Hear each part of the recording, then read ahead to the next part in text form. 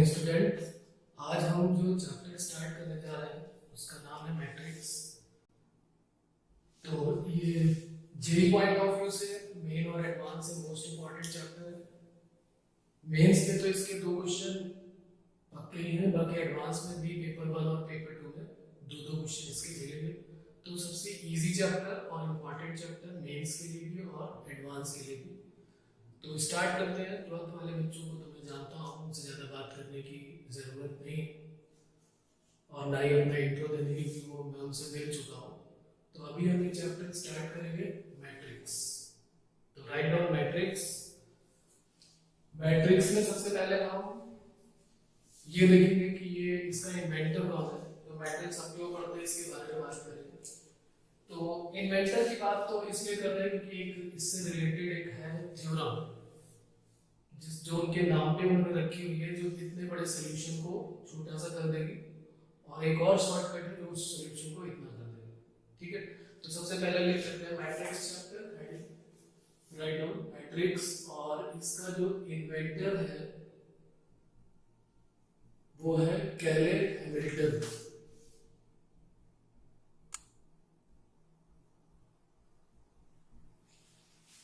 तो कैले हैमिल्टन ने ही आग लगाई थी मैट्रिक्स वाली, जिसमें अभी तक हम लोग जल रहे हैं और आगे आने वाली पीढ़ी भी जलती रहेगी। तो इन्होंने इसके बारे में बताया। और मैट्रिक्स हम पढ़ते क्यों?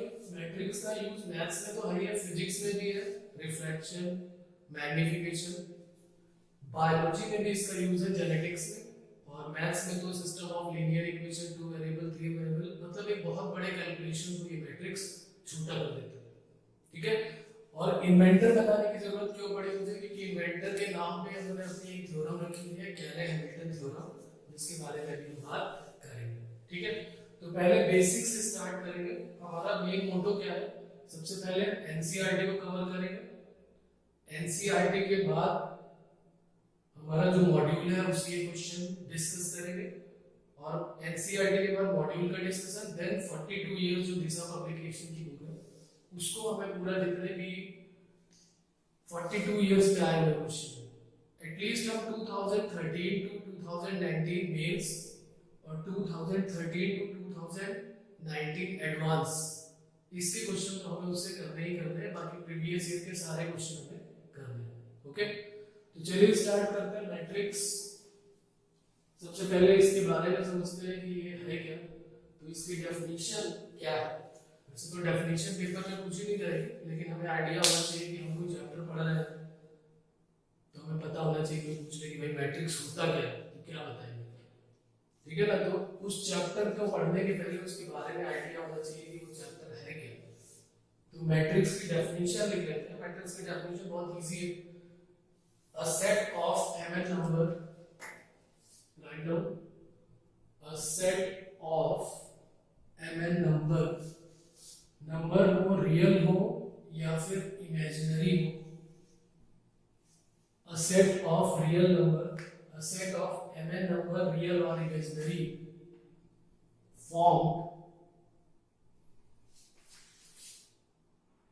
and arranged,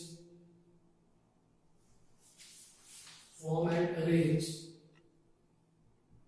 in rectangular arrangement of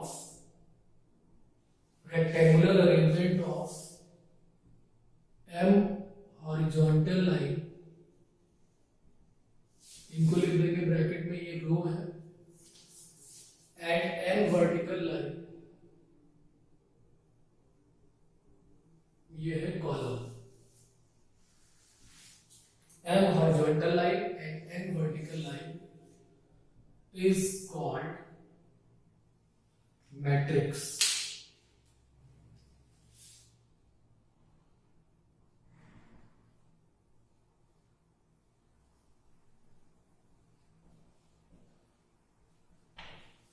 ठीक है, कोई भी दो नंबर हमने ले लिए m और n, उसके अंदर जितने भी हैं वो टर्म रियल हो या इमेजिनरी हो, उनको एक रेक्टेंगुलर अरेंजमेंट में हम सेट करेंगे। सेट का मतलब ये होता है कलेक्शन, उनको हम अरेंज करेंगे, और उसके बाद जो m हॉरिजॉन्टल लाइन होगी उनको हम रो बोलेंगे, वर्टिकल लाइन होगी उनको हम कॉलम बोलेंगे। M horizontal line and N vertical line. Okay,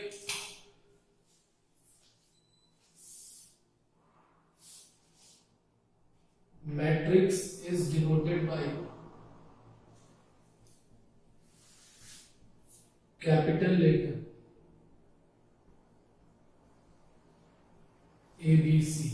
matrix को कैपिटल लेटर ABC से डिनोट करेंगे और जो इसके अंदर के एलिमेंट होंगे उनको स्मॉल लेटर से डिनोट करेंगे। And element is denoted by small letter ABC। Okay, तो लिख लेते हैं डेफिनेशन ऑफ मैट्रिक्स। एक एग्जांपल लेते हैं कि इसको डिनोट कैसे करेंगे। तो capital A equal to A11 A12 A13 up to A1n, A21 A22 A23 up to A2n, then AM1 AM2 से लेकर AMN। तो इसमें क्वेश्चन ये भी पूछा जाता है कि इसमें टोटल एलिमेंट कितने होंगे। तो टोटल एलिमेंट ये बताएगा m by n का ये मैट्रिक्स बनेगा m by n। तो इसी को हम क्या बोल सकते हैं, ये जो लिखा हुआ है इसी को बोलते हैं ऑर्डर ऑफ मैट्रिक्स। ये है order of matrix. Okay,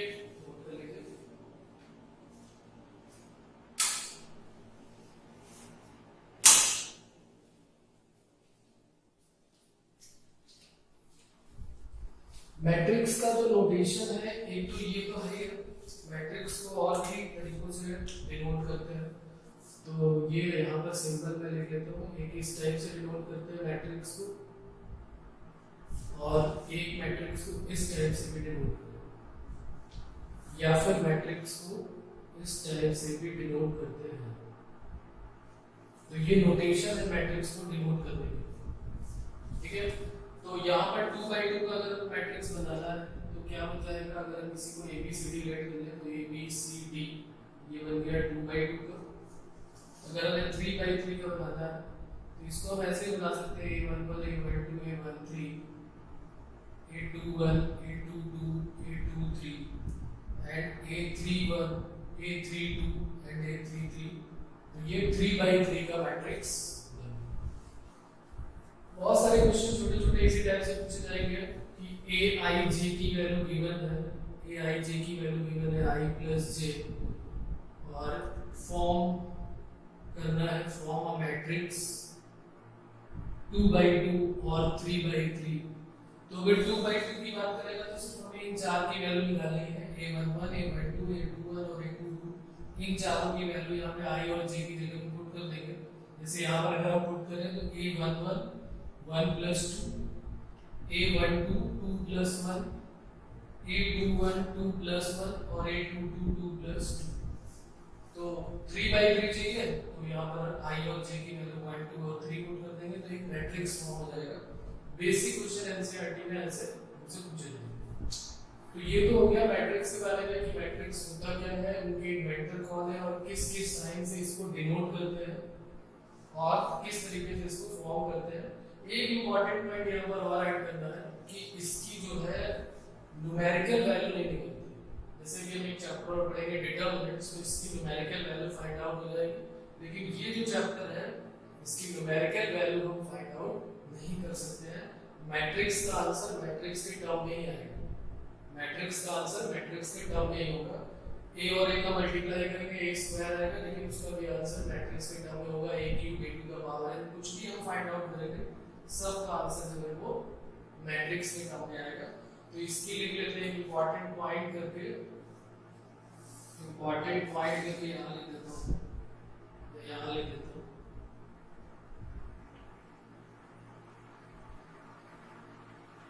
it has got no numerical value।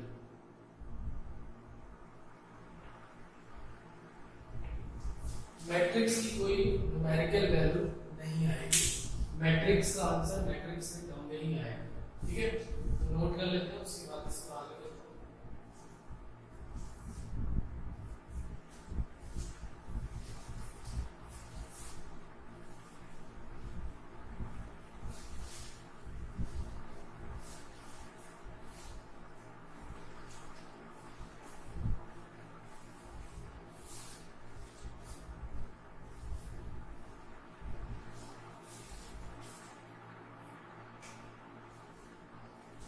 इसके बाद बात करेंगे टाइप्स ऑफ मैट्रिक्स कि टाइप्स ऑफ मैट्रिक्स क्या होता है।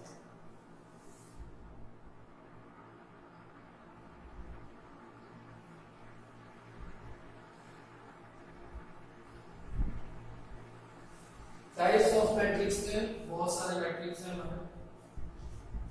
सबसे पहले जो बेसिक वाले हैं जो एनसीईआरटी में गिवन है वो हम करेंगे, तो वो होंगे टाइप्स ऑफ मैट्रिक्स। उसके बाद कुछ है special type of matrix. Special type of matrix हम कुछ प्रॉपर्टी कुछ इसका पार्ट पढ़ने के बाद जो जेई के पॉइंट ऑफ व्यू से है उनको हम बाद में करेंगे।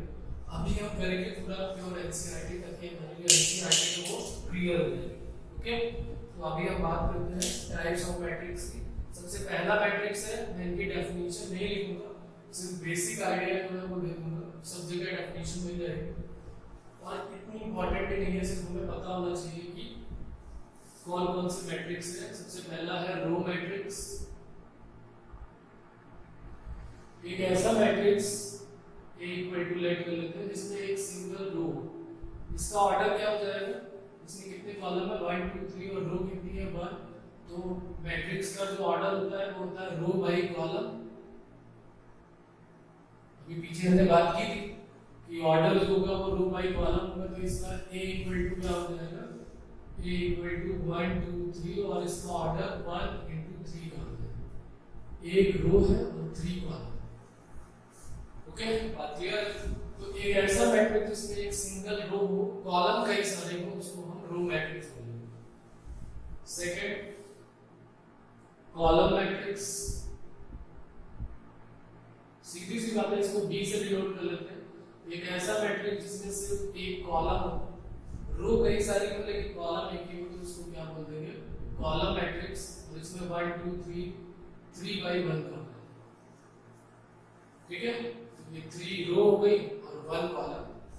थर्ड हो जाएगा row matrix, column matrix, rectangular matrix.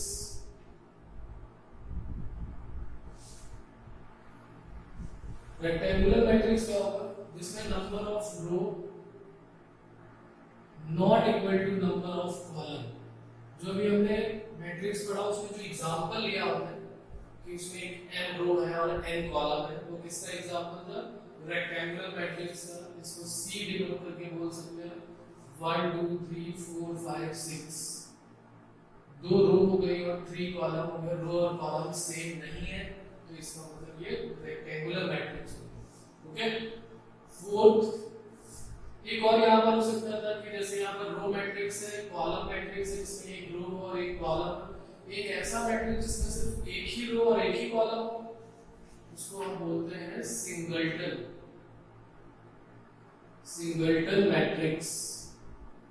एक ऐसा मैट्रिक्स जिसमें सिर्फ एक रो होगी और एक ही कॉलम होगा, जैसे यहाँ ले लिया 2, तो 1 by 1 का एक रो और एक कॉलम है, तो इसको क्या बोलेंगे, सिंगलटन मैट्रिक्स। ठीक है, बात क्लियर है, तो नोट कर लीजिए आप।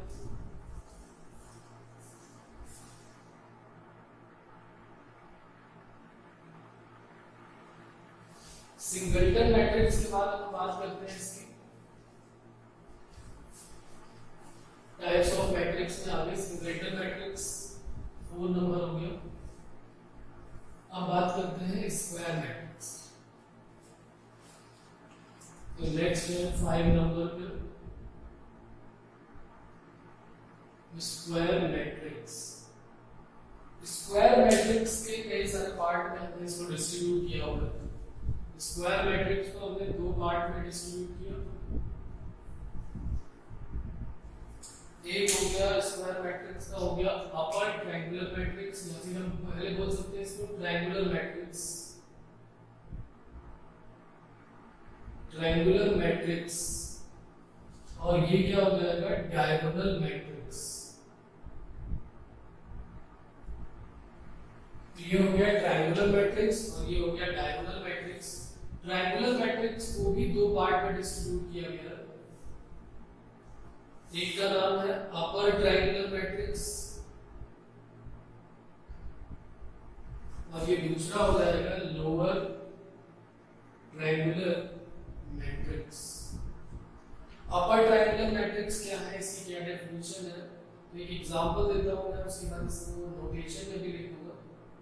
जैसे अगर मान लीजिए हमको 2 by 2 का हमें मैट्रिक्स कोई अपर ट्रायंगुलर मैट्रिक्स का एग्जांपल देना है, तो 1 2 3 और एक ये 0, और अगर 3 by 3 का हमें देना है, इसको अपर ट्रायंगुलर मैट्रिक्स क्यों बोला गया, देखिए इस तरीके से हम इसको समझ सकते हैं कि ये ट्रायंगल जो है वो ऊपर की तरफ बन रहा है, तो इसलिए इसका नाम हो गया अपर ट्रायंगुलर मैट्रिक्स।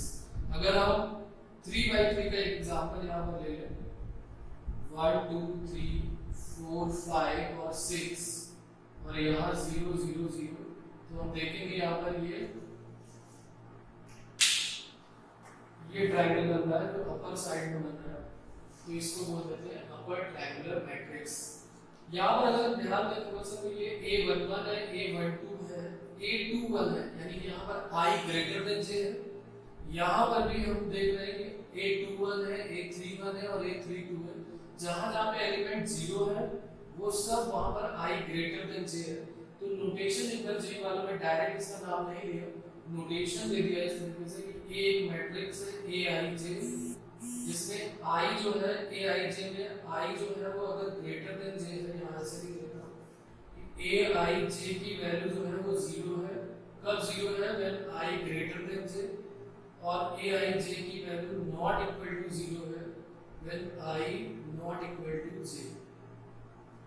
जहाँ पे I और J इक्वल नहीं है, जहाँ पे I ग्रेटर देन J है, वहां पर तो ये 0 हो गया, देखिए 1 2 1 3 1 और 3 2, ये लेस देन और इक्वल टू कर लेते हैं, क्योंकि यहाँ पे इक्वल में भी नॉट इक्वल टू 0 और लेस देन में भी। तो बात क्लियर है, अपर ट्रायंगुलर का एग्जांपल क्लियर है। नोटेशन इसका ऐसे हो जाएगा, तो लोअर मुझे बताने की जरूरत नहीं है, लोअर में क्या हो जाएगा, ट्रायंगल इधर से बन जाएगा और अपर वाले जो है वो बचे रह जाएंगे।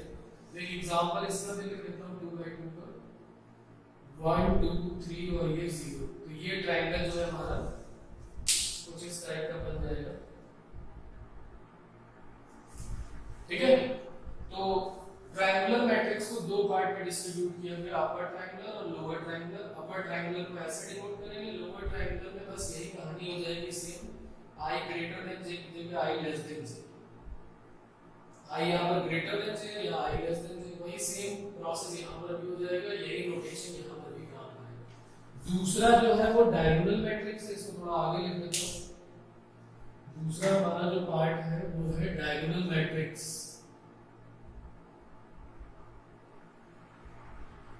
डायगोनल मैट्रिक्स क्या होता है? डायगोनल मैट्रिक्स में की बात करेंगे हम तो ऐसे लिखेंगे, at least one of AII not equal to 0 and Aij equal to 0 where I not equal to 0। Diagonal matrix ऐसा मैट्रिक्स जिसमें डायगोनल वाले, अब डायगोनल मैट्रिक्स होता क्या है, इसको यहाँ पर मैं बना देता हूँ। ये हमने ले लिया D1 0 0 0 D2 0 0 0 D2, तो ये जो है, ये जो डायगोनल है इसको हम नाम देते हैं, ये है प्रिंसिपल डायगोनल, प्रिंसिपल डायगोनल। और जो ये वाला है इसको क्या बोलते हैं, ये है सेकेंडरी डायगोनल। ये प्रिंसिपल डायगोनल मैट्रिक्स है और ये सेकेंडरी डायगोनल मैट्रिक्स है। तो दो सेकेंडरी डायगोनल है, ये डायगोनल मैट्रिक्स का, ये प्रिंसिपल डायगोनल है और ये सेकेंडरी डायगोनल। तो यहाँ पर यही लिखा हुआ है कि कोई भी AII अगर है तो ये 1 1 है, ये 2 2 है, ये 3 3 है, ये कोई भी एक कम से कम नॉन जीरो होना चाहिए। जरूरी नहीं है कि ये सब जीरो हो गए तो फिर एक नया मैट्रिक्स बन जाएगा। कोई एक, अगर तीनों है नॉन जीरो तब भी ये डायगोनल मैट्रिक्स है, अगर तीनों नहीं है, कोई 2 जीरो है या कोई एक नॉन जीरो है, बाकी सारे जीरो है, तब भी उसको हम नाम देंगे डायगोनल मैट्रिक्स और उसकी डेफिनेशन हम इस तरीके से लिखेंगे। ये प्रिंसिपल डायगोनल होगा, ये हमारे काम आएगा, सेकेंडरी डायगोनल का काम नहीं आएगा हमारे, तो प्रिंसिपल डायगोनल को ध्यान रखेंगे, ठीक है। तो यहाँ पर एक और पॉइंट आता है, एक इंपॉर्टेंट पॉइंट यहाँ पर और ऐड करेंगे और फिर यहाँ पर भी बात करेंगे। अभी यहाँ पर क्या है, अगर हमसे पूछा जाए कि बताइए इसमें कितने जीरोस आने चाहिए, minimum number of zeros in upper triangular matrix minimum number of zeros कितने आने चाहिए। तो यहाँ आप देख रहे हैं कि जब 2/2 की बात हो रही है तो 0 आ 1 0 आ रहा है। अगर 3/3 की बात करें यहाँ पर तो 3/3 में कितने जीरोस आ रहे हैं 1 2 3, यानी पहले में अगर 2/2 की बात करें तो 1 आ रहा है, 3/3 में 3 आ रहा है यानी 1 + 2 आ रहा है। अगर 4/4 पे बात करेंगे तो 1 + 2 + 3 जाएगा। तो यहाँ पर अब एक इम्पॉर्टेंट पॉइंट जो जेई के पॉइंट ऑफ व्यू से इम्पॉर्टेंट है वो यहाँ पर नोट करता हूँ मैं, इम्पॉर्टेंट पॉइंट करके इसके लिए लिख लेते हैं। Number 1, minimum number of zeros, minimum number of zeros in triangular matrix, minimum number of zeros in triangular matrix is equal to n into n minus 1 upon 2, n into n minus 1 upon 2।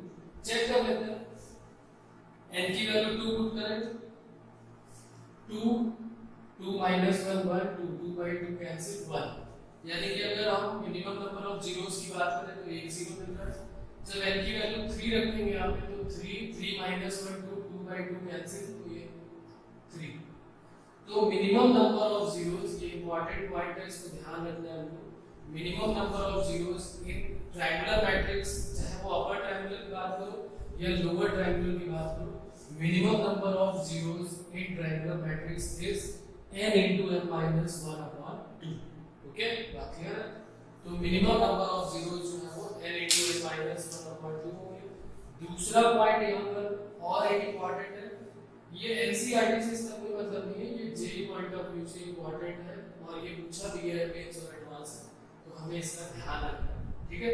दूसरा जो है minimum number of zeros के बाद minimum number of zeros यहाँ पर हमने check कर लिया। अगर हम इसका प्रूफ करना चाहेंगे भाई आया कैसे, देखो हमने वेरिफिकेशन कर दिया है। अगर प्रूफ करना चाहे तो हम देख रहे हैं कि यहाँ पे 2/2 में 1 आ रहा है, फिर 3 का मतलब 1 + 2 आ रहा है, तो 1 फिर 1 + 2 फिर 1 + 2 + 3, तो इस तरीके से 1 + 2 + 3 से लेके n - 1 तक। यहाँ आप देख रहे हैं जब 2 है तो एक कम आ रहा है, यहाँ 3 है तो एक कम आ रहा है। तो हमारी जो सीरीज है अगर हम इसको यहाँ पर लिख लें तो ये जो आएगा हमारे पास 1 + 2 + 3 2 लेकर यहाँ से लेके कहाँ तक होगा n - 1 तक।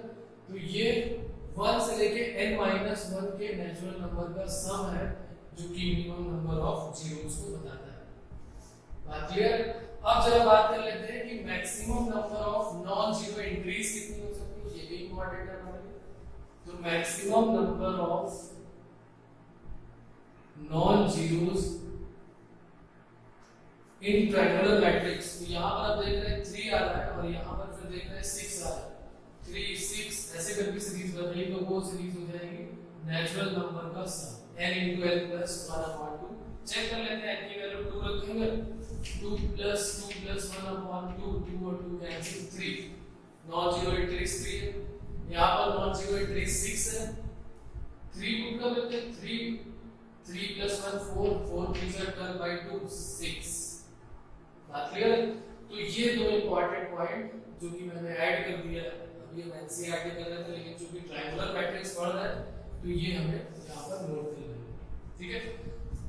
वैसे तो मैं 11 मतलब जब आप 11 में थे मैं बता चुका था कि इसमें जितने भी जब भी हम चैप्टर स्टार्ट करेंगे तो हमारी एक डायरी बननी चाहिए, उसमें जितने भी इंपॉर्टेंट पॉइंट है जैसे जैसे चैप्टर हमारा चलता जाएगा कुछ ना कुछ इंपॉर्टेंट पॉइंट आते रहेंगे, तो वो सारे इंपॉर्टेंट पॉइंट हमको अपनी डायरी में नोट कर लेना और उनको रोज पढ़ना है, रोज एक बार तो एटलीस्ट दिन में देखना ही देखना है, क्योंकि ये स्किप हो जाएगी। पक्का है कि अगर आपने नहीं पढ़ा तो 15 दिन बाद इनका काम तमाम।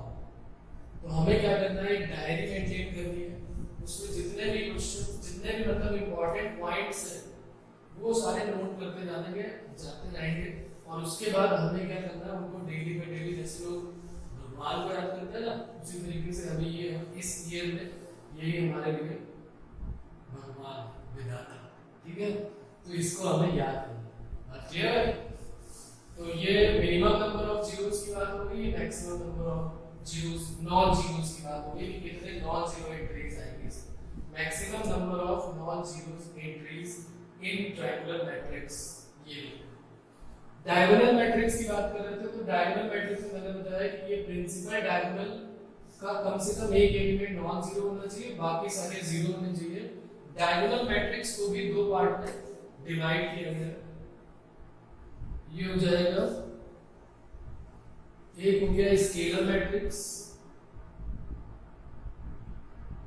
स्केलर मैट्रिक्स में मतलब क्या हो गया, जितने भी डायगोनल वाले एलिमेंट है वो कोई एक कांस्टेंट के इक्वल हो जाएंगे। मींस ये हमारे पास आ गया 3 0 0 0 3 0 0 0 3 3 4 5, बस 1 नहीं होना चाहिए।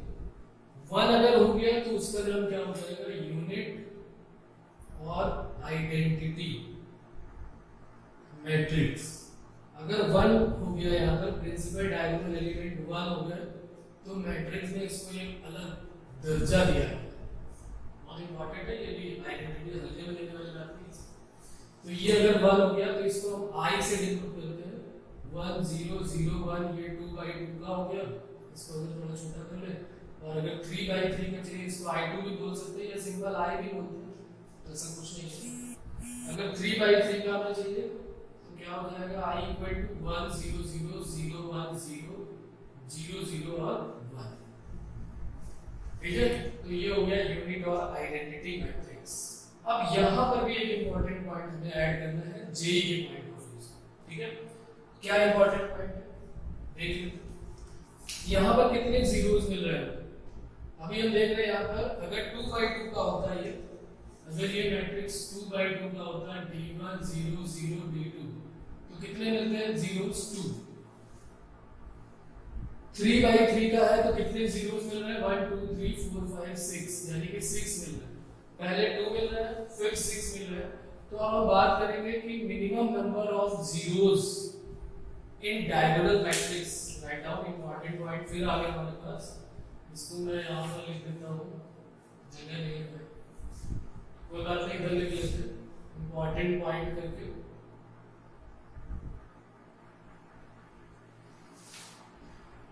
minimum number of zeros in diagonal matrix n square minus n।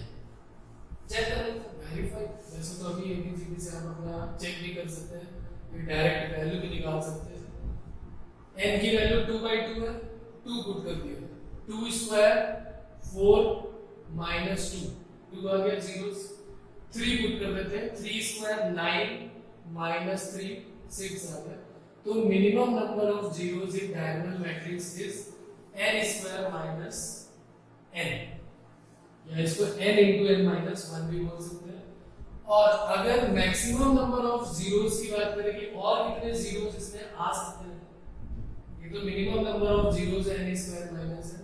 मैंने बोला ना कि डायगोनल मैट्रिक्स का कम से कम एक एलिमेंट नॉन जीरो होना चाहिए, यानी कि अगर 2 जीरो हो भी गए तो ये 6 to 3 ये 8 हो जाएगा। अगर यहाँ पर भी एक जीरो हो गया तो अब क्या हो जाएगा, यहाँ पर मैं इसको लिख देता हूँ। फर्स्ट पॉइंट ये हो गया, सेकंड पॉइंट क्या होगा, maximum number of zeros in diagonal matrix. Maximum number of zeros in diagonal matrix is equal to n square minus 1।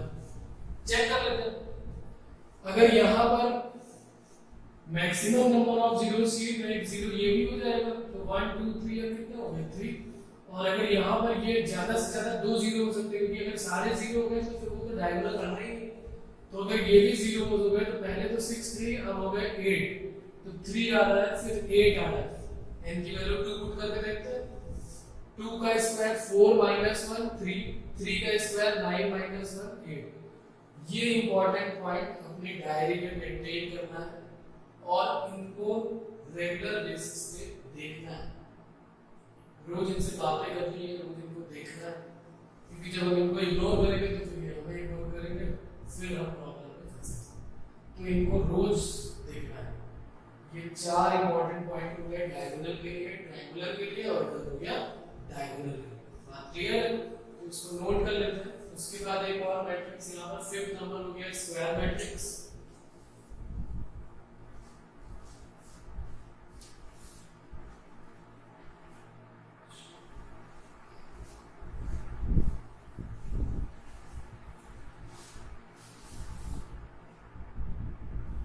3/3 का मैं यहाँ पर लिख देता हूँ। 3/3 का जो आइडेंटिटी मैट्रिक्स है मैं उधर ना आया 0 1 0 0 0 1, ठीक है। बहुत इजी है, डायगोनल वाले सारे 1 और बाकी सारे 0, आइडेंटिटी मैट्रिक्स, ओके।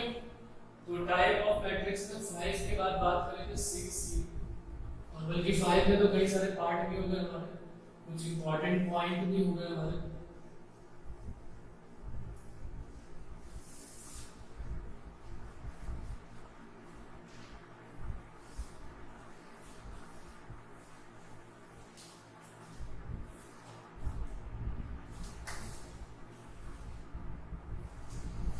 फाइव के पास 6 है, ये हो गया हमारा जीरो मैट्रिक्स।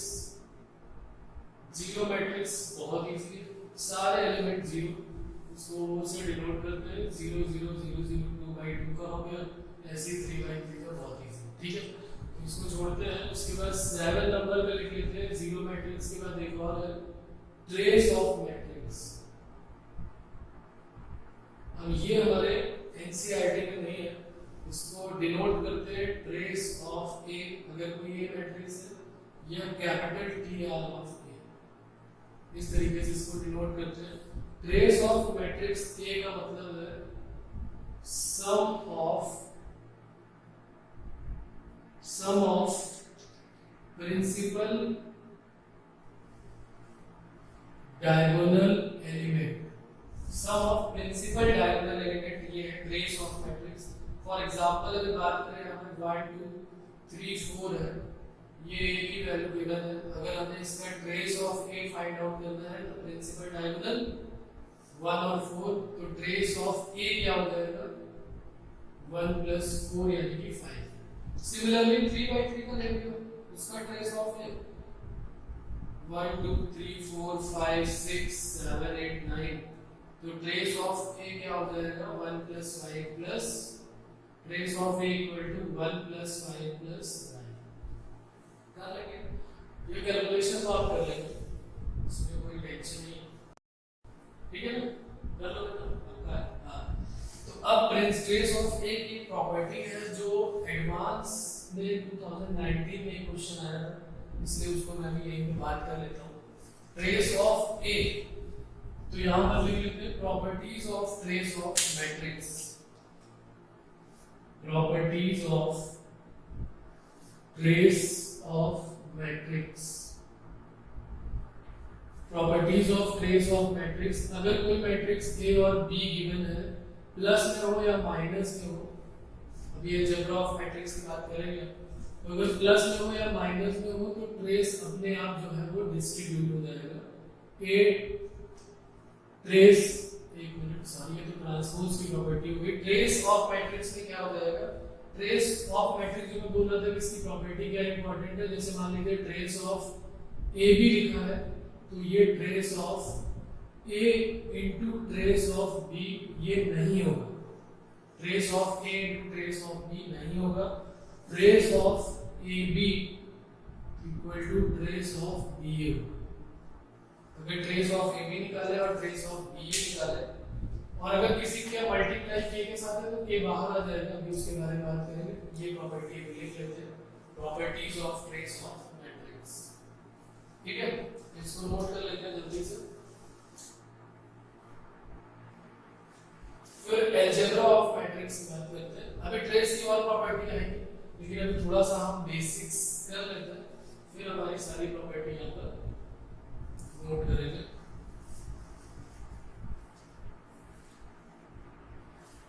तो राइट डाउन नेक्स्ट हेडिंग है अलजेब्रा ऑफ मैट्रिक्स।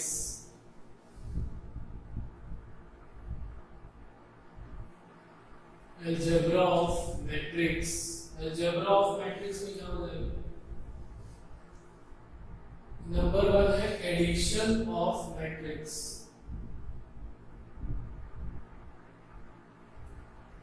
दो मैट्रिक्स को हम ऐड भी कर सकते हैं, सब्सट्रैक्ट भी कर सकते हैं, मल्टीप्लाई भी कर सकते हैं, डिवाइड भी करके मैं दिखाऊंगा मैट्रिक्स को मैट्रिक्स से, लेकिन अभी वो जेई के पॉइंट ऑफ व्यू से इंपॉर्टेंट होगा, कैसे मल्टीप्लाई डिवाइड होता है, उसको कैसे इनवर्स में ले जाते हैं, तो अभी बात की बात है। पहले हम एडिशन ऑफ मैट्रिक्स की प्रॉपर्टी समझ लेते हैं क्या है, बहुत इजी है। दो मैट्रिक्स को कब ऐड कर सकते हैं, जब उन दोनों का ऑर्डर सेम हो। For example A equal to given है 1 2 3 4 and B equal to given है 1 और 2। इसका ऑर्डर है 2 by 2 का और इसका ऑर्डर है 2 by 1 का। क्या ये दोनों ऐड हो सकते हैं? A plus B और A minus B is not possible। अभी मल्टीप्लाई की बात नहीं हो रही है, तो कौन से दो मैट्रिक्स ऐड हो सकते हैं या सब्सट्रैक्ट हो सकते हैं जब उनके ऑर्डर सेम होने चाहिए। अगर ये 2 by 2 का मैट्रिक्स है तो इसको भी 2 by 2 का मैट्रिक्स होना पड़ेगा। ये 3 by 3 का है तो इसको भी 3 by 3 का मैट्रिक्स होना पड़ेगा। तो यहाँ पर अगर मैट्रिक्स हमारा ये 1 2 3 4 गिवन है तो जो B मैट्रिक्स है वो 0 1 2 3 गिवन है, तो A plus B भी पॉसिबल है और A minus B भी पॉसिबल है। पहले A plus B करके दिखाता हूँ। ऐड कर दिया 1 plus 0 1 2 plus 1 3 3 plus 2 5 और 4 plus 3 7। Similarly A minus B भी कर सकते हैं, कर लेंगे। पहले कर देता हूँ 1 minus 0 1 2 minus 1 3 minus 2 1 4 minus 3 1। ठीक है, तो अभी हम सिर्फ एडिशन और सब्सट्रैक्शन की बात करें तो उनको A plus B और A minus B करके निकाल सकते हैं। क्या कंडीशन है कि दोनों के ऑर्डर सेम होने चाहिए, तभी उनका एडिशन पॉसिबल है और उनका सब्सट्रैक्शन। मल्टीप्लिकेशन की बात नहीं करता हूँ, थोड़ी देर में मल्टीप्लिकेशन में आता हूँ। ठीक है, अगर हम किसी भी मल्टीप्लाई करें किसी भी, तो तीसरा है मल्टीप्लिकेशन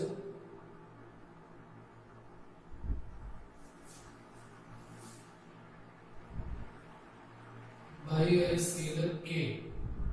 कोई एक k स्केलर क्वांटिटी है, उसमें अगर हम k से किसी मैट्रिक्स को मल्टीप्लाई करें, जैसे मान लेते हैं हमने ये ले लिया 1 2 3 4 और इसमें अगर हम k से मल्टीप्लाई करेंगे तो ये एक इंपॉर्टेंट पॉइंट है हमारे लिए कि उस k का मल्टीप्लाई जो है वो सभी के साथ होगा, k 2 k 3 k और 4। a अगर हमारे पास गिवन है 1 2 3 4, तो अगर हम k का मल्टीप्लाई करेंगे तो k जो है वो सारे एलिमेंट में मल्टीप्लाई होगा। तो यहाँ से एक इंपॉर्टेंट पॉइंट और हमें पता चल गया कि अगर सारे एलिमेंट में कुछ कॉमन है तो उसको हम बाहर निकाल लेंगे, उसको मैट्रिक्स से बाहर ले लेंगे, लेकिन वो सारे में कॉमन होना चाहिए। For example a equal to given है 2 4 6 8, तो क्या हम इसको 2 कॉमन लेके 1 2 3 4 लिख सकते हैं? यस। ठीक है, तो ये दोनों ही प्रॉपर्टी हमारे काम की हो गई कि जब मल्टीप्लाई करना होगा तो सारे एलिमेंट में मल्टीप्लाई होगा, और जब अगर कहीं से सारी चीजें कॉमन दिख रही है तो उस बड़े से मैट्रिक्स को हम छोटा कर लेंगे और उसमें से वैल्यू कॉमन निकाल के बाहर लेंगे। ठीक है, तो ये हो गया एडिशन, सब्ट्रैक्शन और multiplication of matrix bye a scalar k। अभी हमने मल्टीप्लिकेशन ऑफ टू मैट्रिक्स नहीं पढ़ा, अभी multiplication of matrix bye scalar k पढ़ा। ठीक है, तो इसको नोट कर लेते हैं जल्दी से।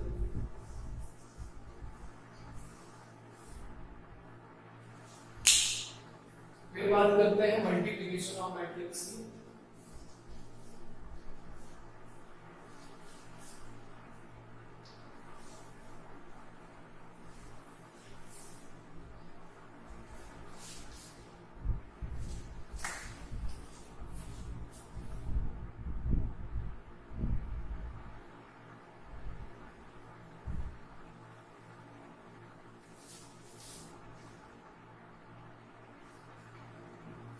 मल्टीप्लिकेशन ऑफ मैट्रिक्स, अगर हमें दो मैट्रिक्स गिवन है तो क्या हम कोई भी मैट्रिक्स गिवन है उनका मल्टीप्लाई कर सकते हैं? नहीं।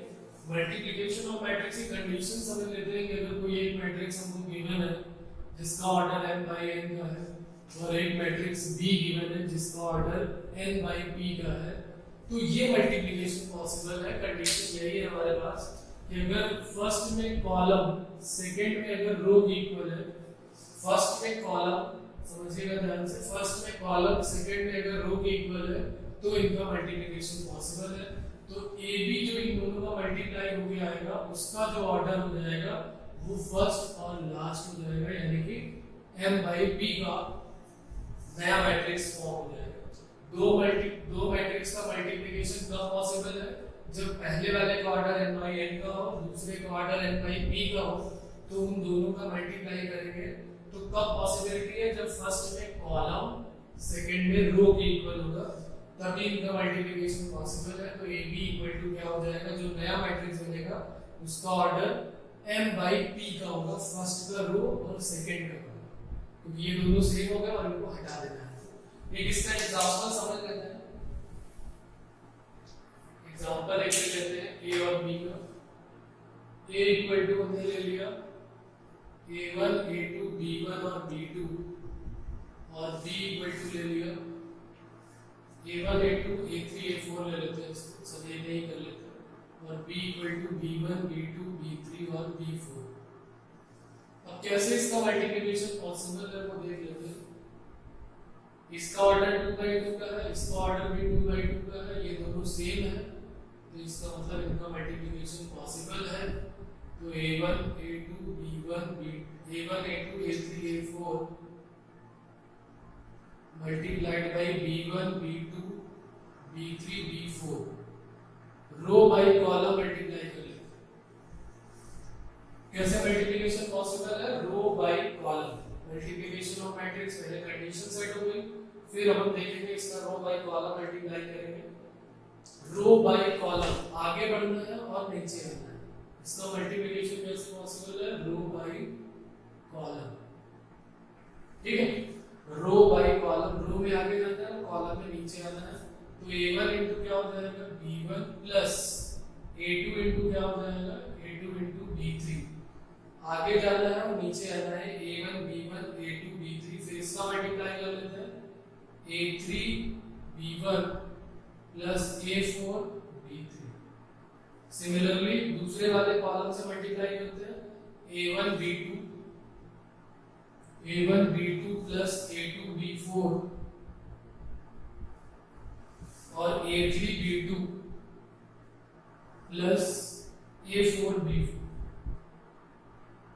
ये हो गया हमारा ऑर्डर 2/2 का मैट्रिक्स, एक नया फॉर्म, ठीक है। एक और मल्टीप्लाई देख लेते हैं। a की वैल्यू हमको गिवन है 1 2 3, इसका ऑर्डर है 3/1 का, और दूसरा हम लेते हैं b, इसका ऑर्डर है 4 5 और 6, इसका ऑर्डर कितना हो गया 1/3। अब देखिए यहाँ पर इसका ऑर्डर है 3/1 का, इसका 1/3 का है, तो इसमें क्या होगा, ये इसका कॉलम इसकी रो के इक्वल हो गया। तो a और b का जब मल्टीप्लाई करेंगे तो जो फाइनल मैट्रिक्स बनेगा उसका ऑर्डर 3/3 का होगा। तो पहले 1 2 3 में 4 से मल्टीप्लाई कर लेते हैं, तो 4 4 2 8 4 3 12, फिर 5 से कर लेते हैं 5 10 15, और फिर 6 से कर लेते हैं 6 6 2 12 और 6 3 18।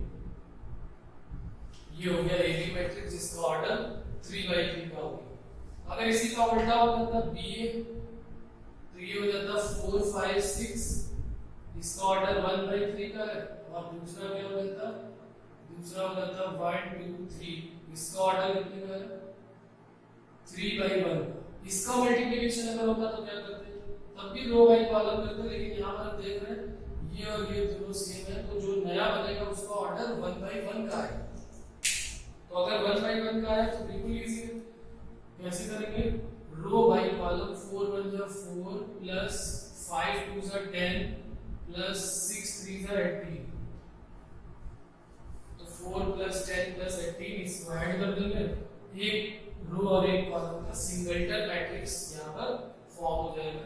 तो मल्टीप्लिकेशन में भी आप समझ गए होंगे, 2/2 का है, 3/3 का और इससे बड़ा हो जाएगा, उसमें 3 रो और 3 कॉलम बन जाएंगे, टोटल 9 एलिमेंट बन जाएंगे, और इस तरीके से जो अलग अलग थे ये मैंने बता दी। तो ये मल्टीप्लिकेशन ऑफ मैट्रिक्स है। तो यहाँ से आपको एक बात और पता चल गई इसकी प्रॉपर्टीज, कि ए बी और बी ए इक्वल हो ऐसा कोई जरूरी नहीं है। तो यहाँ पर एक प्रॉपर्टी भी लिख लेते हैं।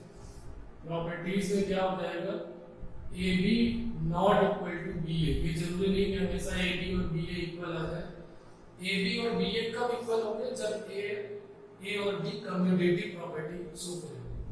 A B equal to B A if A and B are commutative properties show करें, ठीक है। तो A B not equal to B A लिख लेते हैं यहाँ पर, नोट कर लेते हैं मल्टीप्लिकेशन ऑफ मैट्रिक्स।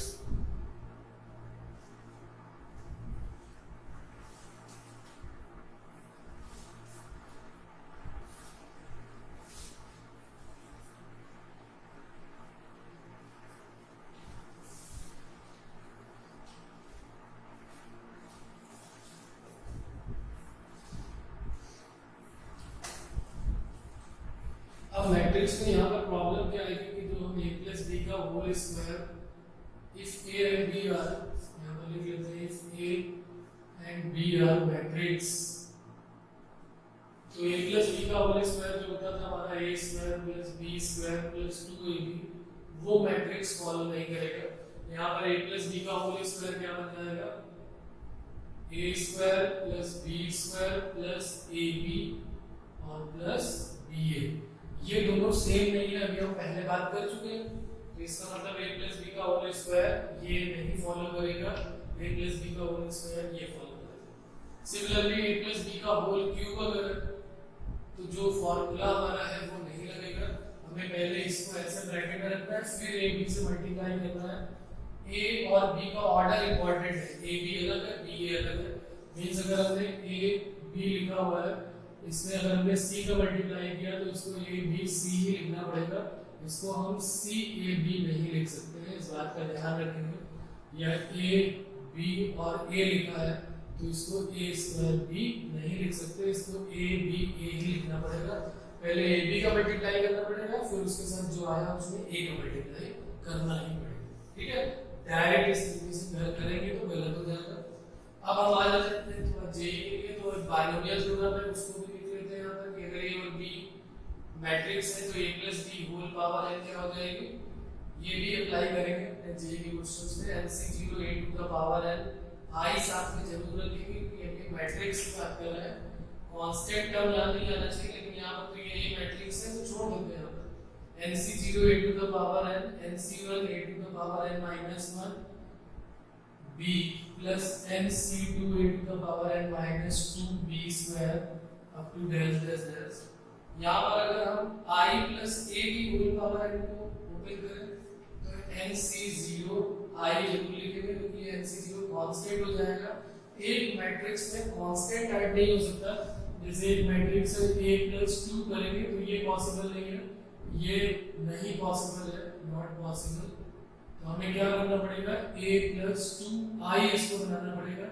जैसे ये आइडेंटिटी बन जाएगा, जैसे ये आइडेंटिटी बन गया, ये 1 2 3 4 है और ये 2 ऐड नहीं हो सकता, लेकिन अगर 2 के साथ 1 0 0 1 ऐड करेंगे तो पहले 2 का मल्टीप्लाई कर देंगे इसमें 1 2 3 4 और प्लस कितना हो जाएगा, यहाँ पे 2 का मल्टीप्लाई 2 0 0 2 और फिर इसको ऐड कर सकते हैं।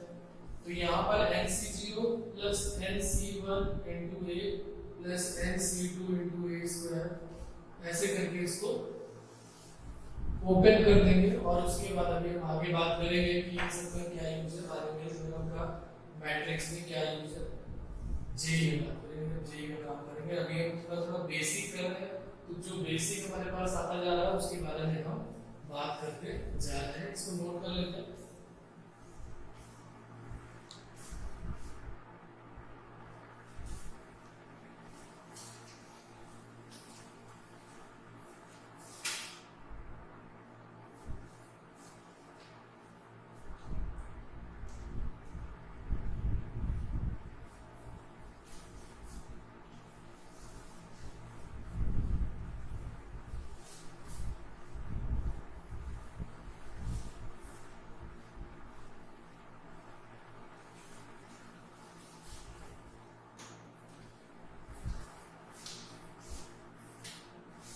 फिर एक और आता है ट्रांसपोज ऑफ मैट्रिक्स,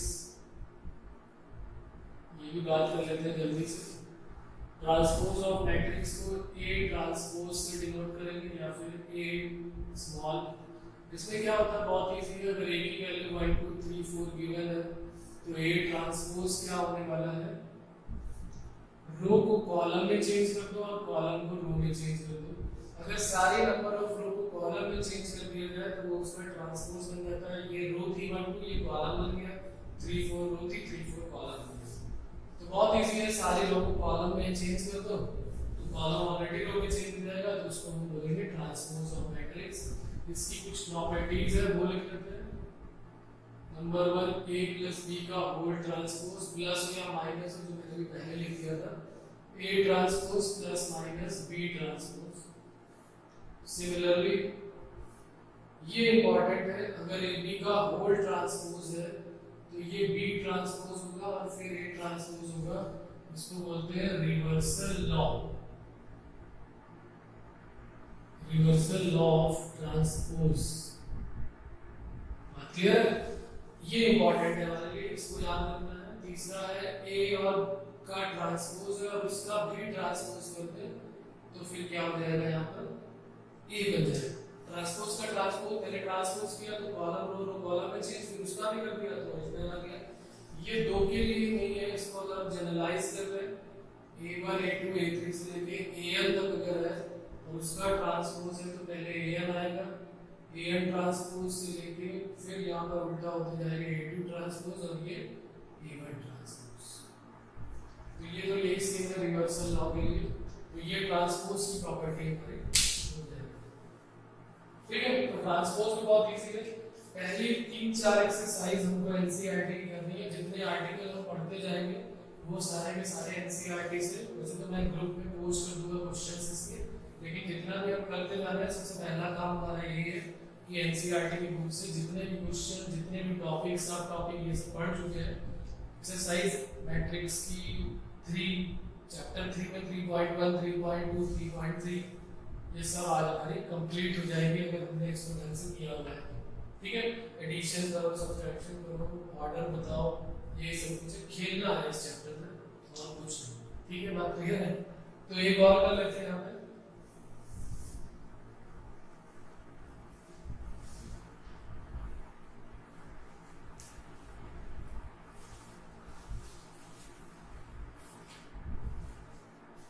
कोफैक्टर और माइनर,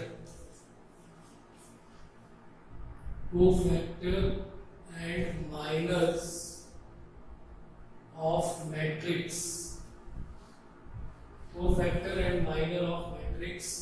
यहाँ पर एक इंपॉर्टेंट पॉइंट ऐसे याद करने के लिए, कोफैक्टर जो है वो हमें विद साइन लेना है, ये ध्यान रखना है, और जो माइनर्स है वो विदाउट साइन लेना है। अब ये है क्या, इसके बारे में कैसे बात करेंगे? तो एक हमारे पास एक मैट्रिक्स ए गिवन है, यहाँ पर हम ले लेते हैं 1 2 2 2 1 2 2 2 1, ये 2/2 का हमारा मैट्रिक्स है। इसका हमें कोफैक्टर निकालना है और माइनर निकालना है। जो साइन है ना वो हमें ऐसे याद रखना है, plus minus plus minus plus minus plus minus plus, ऐसे 3/3 का 2/2 का ये हो जाएगा 4/4 और बड़ा करेगा। तो अगर हमने पहले हम बात करते हैं कोफैक्टर जिसमें विद साइन है, तो कोफैक्टर में क्या करेंगे, कोफैक्टर ऑफ A11, इसका नाम क्या होगा अगर इसको हम इस तरीके से लिख दें, A11 A12 A13 A21 A22 A23 और A31 32 और 33। तो कोफैक्टर ऑफ A11 यानी 1 की बात कर रहे हैं, तो 1 के नीचे का और 1 के साइड का इन दोनों को बंद कर देंगे, तो हमारे पास क्या बनेगा, और विद साइन लेना है, इसका साइन किसका है, प्लस का है, तो प्लस ले लिया, इन दोनों को बंद कर दिया। उसके लिए हमको थोड़ा सा डिटरमिनेंट्स का आइडिया होना चाहिए, तो डिटरमिनेंट्स के लिए हम क्या कर लेते हैं, क्योंकि अभी हमने डिटरमिनेंट्स, तुम लोग तो डिटरमिनेंट्स पढ़ चुके हो। हाँ, डिटरमिनेंट्स का थोड़ा आइडिया तो है कि क्रॉस मल्टीप्लाई कर लेते हैं, 2/2 का बताया हो। तो यहाँ पर क्या हो गया, ये और ये बंद हो गए, तो हमारे पास आ गया 1 2 2 1, तो इसका मल्टीप्लाई इसके साथ माइनस इसका मल्टीप्लाई इसके साथ, तो ये हो गया 1 माइनस 2 2 जा 4, 1 माइनस 4 कितना हो गया -3, इसका क्रॉस मल्टीप्लाई इसका मल्टीप्लाई। ये डिटरमिनेंट्स का साइन है जिसके बारे में 11th क्लास में हम पढ़ चुके हैं, वेक्टर में भी हमने पढ़ा है और मैंने भी डिटरमिनेंट्स के बारे में बताया हुआ है। तो 1 और 2 इस तरीके से हमने A11 का, तो इसका कोफैक्टर A11 का कितना आ गया -3, ये आ गया -3। ठीक है, ये गया और ये गया 1 -4, तो -3, इसका माइनर क्या होगा, चलिए पहले कोफैक्टर लिख लेते हैं, तो माइनर तो इजी है, विदाउट साइन का मतलब ये जो यहाँ साइन लगाया है इसको हटा देना है, बस प्लस है तो कोई फर्क ही नहीं पड़ेगा, तो इसका भी -3 आएगा, इसका भी -3 आएगा, यहाँ चेंज होगा, जहां जहां पे माइनस है वहां पर कोफैक्टर और माइनर का रेशियो माइनस का आएगा, और जहां पर साइन प्लस का है वहां पर, क्योंकि कोफैक्टर और माइनर तो सेम आने वाले हैं, बस साइन यहाँ पर थोड़ा अलग हो जाएगा, माइनस का आ जाएगा। कोफैक्टर ऑफ a12 के बाद a11 के बाद a12 में ये और ये दोनों गए तो क्या बन जाएगा माइनस साइन के साथ 2 2 2 1। इसको जब करेंगे तो कितना हो जाएगा 2 minus 4। 2 minus 4 is 2 minus 4 minus 2 और minus और minus plus 2। तो कोफैक्टर इसका कितना आया प्लस 2, तो माइनर इसका कितना आएगा क्योंकि माइनस यहाँ लगा तभी तो प्लस 2 आया, तो माइनर आ जाएगा माइनस 2। तो cofactor of a12 a11 a12 a13, तो फिर प्लस के साथ ये ले लिया और ये गया, कितना आ जाएगा यहाँ पे 2 1 2 2 2 1 और 2 2, तो ये कितना हो गया प्लस के साथ 4 minus 2 4 minus 2 2 3। Similarly a11 a12 a13 a21 a22 a23 31 32 33 सभी को विद साइन लेते जाएंगे। कोफैक्टर तो ऐसे निकला है, अगर हम माइनर्स की बात करते हैं यहाँ पर लिख दो, अगर इसका माइनर को m11 बोल दूं तो यहाँ पर प्लस है कोई फर्क नहीं पड़ेगा, यही बन जाएगा -3। m12 कितना हो जाएगा यहाँ +2 है, 12 क्या है माइनस साइन है तो माइनस का 2, और m13 कितना हो जाएगा ये 13 यहाँ पर प्लस का आया है, इसका भी साइन प्लस का है तो ये प्लस का 2 होगा। सिमिलरली बाकी सारे 9 एलिमेंट के बारे में हम यहाँ पर आइडिया लगा सकते हैं। तो कोफैक्टर और माइनर भी मेरे ख्याल से आपको क्लियर हो गया होगा कि कोफैक्टर और माइनर कैसे फाइंड आउट करते हैं, ठीक है।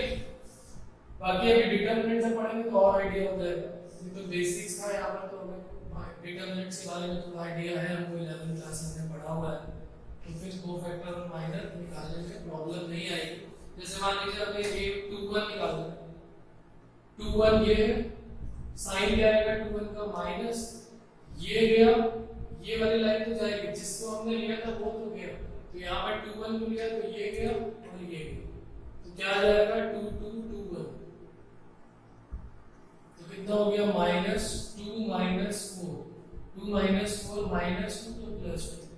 तो ये अगर कोफैक्टर -+2 आया है तो माइनर कितना हो जाएगा 21 का -2। जिसका साइन माइनस का है, यहाँ प्लस आया तो उधर माइनस, यहाँ माइनस आया तो उधर प्लस। बात क्लियर है? नोट कर लेते हैं इसको जल्दी से।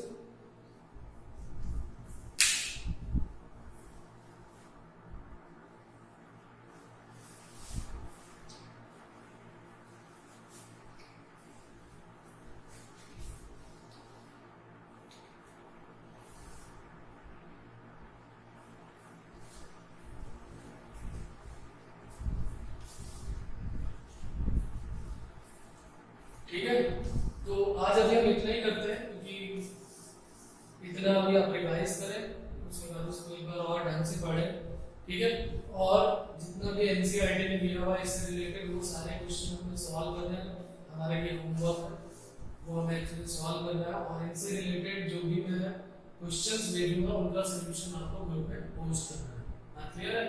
तो ये एनसीईआरटी से रिलेटेड हमारा कोफैक्टर कम से कम 3-4 एक्सरसाइज मैट्रिक्स की कर सकते हैं, इजी चैप्टर है दोनों के हिसाब से। मेंस में 2 क्वेश्चन, मैट्रिक्स और डिटरमिनेंट्स में 1-1, एडवांस में 2-2 क्वेश्चन, पेपर 1 में 2 पेपर 2 में 2, तो बहुत ही इंपॉर्टेंट टॉपिक है, इसको बहुत अच्छे से हमको करना है, ठीक है। ठीक है, फिर आज इतना ही करते हैं, बाकी नेक्स्ट क्लास में करेंगे, ओके।